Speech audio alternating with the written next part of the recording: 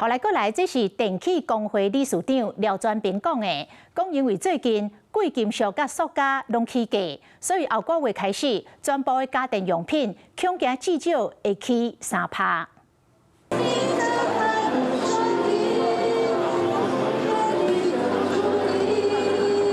替麥克唱歌，甲做工課壓力等會13天歌，佇咧處理對檔唱，業者甲遙控器變麥克。不過最近原物料貴甲驚倒人，想要買一台電視都愛丟度獎庫。如果你買到大概是在5、6萬甚至更高階的話，它那個價格會差到最多會差到2萬塊。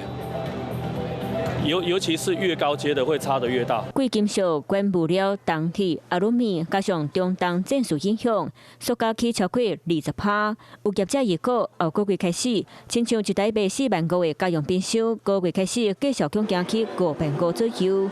另外5萬塊以上的高階電視，嘛可能起2萬塊左右，冷氣嘛可能起3%到5%。剩的電器家電類賣全部調起。就 CP 值比較高的，我就可能會下手。冰箱剛好是要轉換，其實壞掉了，我覺得還是會掏錢。就先看看，然後再做評估，是覺得不要漲是最好的。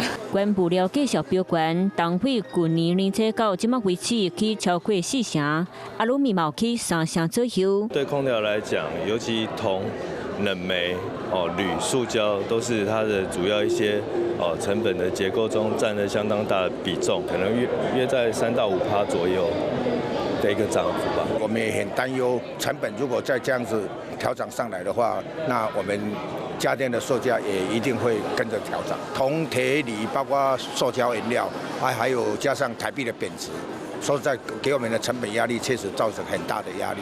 天氣愈來愈燒熱，冷氣電風濟人批，不過敢會因為起價，互民眾開袂落，和會起偌濟都愛個變化。Hello， 我是蔣新梅。想要搶先掌握最及時的新聞資訊嗎？趕快訂閱、按讚、開啟小鈴鐺，鎖定華視新聞 YouTube 頻道。